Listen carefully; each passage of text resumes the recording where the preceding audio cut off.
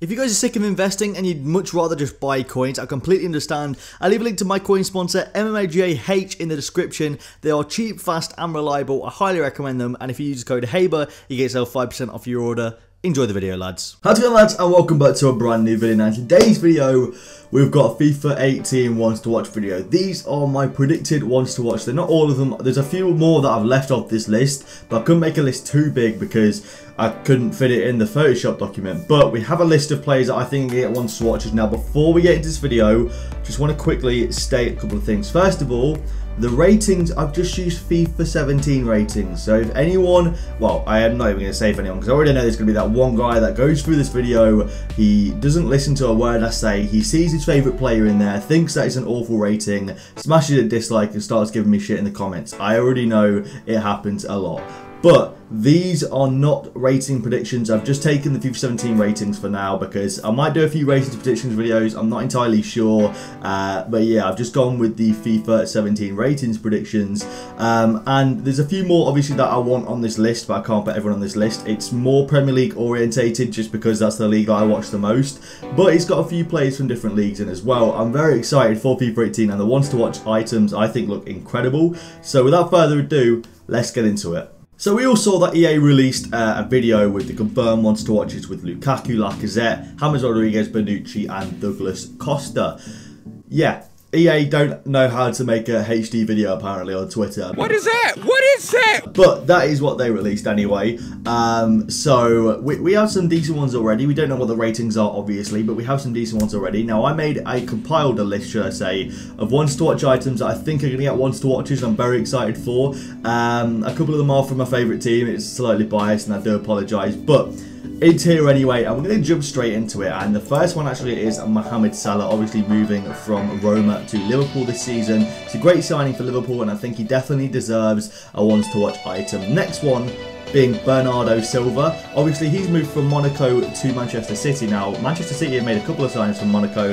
I've not left all of Man City's signings in just because some of them I just don't think I wants to watch, mainly because I'm a Man United fan, but that's irrelevant. But yeah, I don't know. I just think that Bernardo Silva is a great signing for City. I think he's going to do really well this season for them. And the next one being actually a Brazilian from PSG, and no, it isn't Neymar actually. It's Dani Alves. I think they made a good signing by signing him from Juventus, and I'm excited to see. He's already scored a bang of a free kick for PSG, so we'll see how he plays. The next one's kind of painful for me to say again. It's another Man City player. Why have I put these all on the list? But it is actually Kyle Walker. A decent signing for Man City, obviously from Spurs, who came.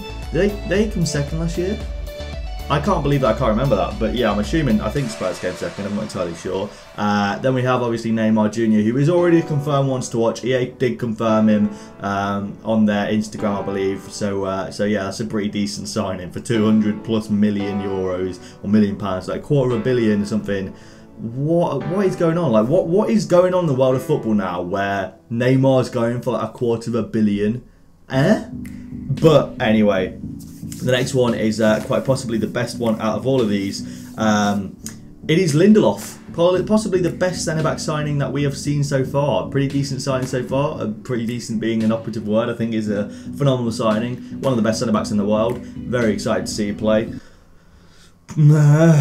Next up, from Man United all the way to Everton, it's actually Wayne Rooney. And the reason I've given him a wants to watch card, I know he's like 67 and he's on his last legs. The reason I give him a wants to watch card is because I think he's actually going to do bits for Everton. I got a weird feeling that Wayne Rooney's going to have like the season of his life at Everton before he retires. So hopefully he doesn't, because I'll be a bit salty that he's played absolutely dog shit for the last 3 years at Man United and randomly he's just playing good for Everton. But anyway, all personal issues aside, fucking Shrek looking motherfucker. Yeah, I've given Wayne Rooney a wants to watch. He is a legend of Man United. Honestly, he's a legend. I love him to bits. I think he's a great player. So hopefully he actually does do well for Everton. I want him to go out on a bang. Then we have Rodriguez, actually, from Wolfsburg to Milan. And this one was actually quite surprising for me. He's randomly a centre-back now as well, which I obviously don't watch the Bundesliga. I don't know if he's playing there for Wolfsburg. But he's one of those players that doesn't play for the greatest of teams, but he's like a decent player. So I'm excited to see how he plays for Milan. Milan have made some decent signings. I would throw them all in here, but like some of them, like Adrian Silva, yeah, I mean he's decent in the Liga Portuguese, mate, but he's no fucking Lukaku, is he? Let's be honest with ourselves. Next one being Morata. Obviously could have gone to Man United, but he took a massive L and got rejected. So Chelsea, hold it. Hold the L. No, but in all seriousness though, Morata, decent player, signed for Chelsea. Unfortunately, he did miss that penalty though yesterday against Arsenal. If you saw the penalty shootout, then you know what I'm on about. But he's a good signing nonetheless, and I think he'll do alright. I just don't want him to score more than Lukaku because I'll never hear the end of it. The next one being Kolasinac, which I think is a great signing for Arsenal as well. I think Arsenal made a fantastic signing here with Kolasinac. He played for Schalke beforehand and unfortunately didn't get team season at left back, even though apparently he played left back for half the season. But yeah, as far as I'm aware, he's a great player. I've looked at a few stats of him and he's played really well in the Bundesliga. Never actually watched him play in the Bundesliga. I did watch him yesterday for Arsenal. He looks solid at centre back, so we'll see how he plays this season. But yeah, I think he deserves a once to watch item. The next one being quite possibly the second best Serbian ever, the second best Nemanja ever, Nemanja Matic. So we have Nemanja Matic here. Obviously he does deserve a once to watch. He's a great player from Chelsea. I'm actually really excited. We didn't overpay for him, which I was surprised for. What did we play at, 35 million or something? I think it was a great sign. I really like Matic at Chelsea. I've always said it. I've always said Matic, Hazard, who's the other one? What's the guy's name? The Spanish guy that we didn't sign as well. Pedro. There we go, Pedro. So Matic, Hazard and Pedro used to be my three favourite Chelsea players. Obviously I didn't support Chelsea, but you know what I mean. Obviously like Kante's decent as well, like Courtois is sick, you know, like Azpilicueta's great as well, Alonso, etc. But they were like my three players that I thought were great players, and I'm glad that we signed Matic. Next up we have Besiktas. Like AC Milan, they've signed pretty much 90% of the footballing world. So Besiktas have gone and signed Pepe from Real Madrid, which I thought was interesting. I'm surprised that Real Madrid let Pepe go, so I think they're going to be signing a centre back anytime soon. Obviously they've got Ramos and Varane still, so we'll see. And they've obviously got Nacho Fernandez as well, so we'll see what they do. But that, in my opinion, is not enough depth if you want to be looking to try and get the UEFA Champions League trophy and the Liga Santander trophy as well. You've got to have a little bit more depth in the centre-back role.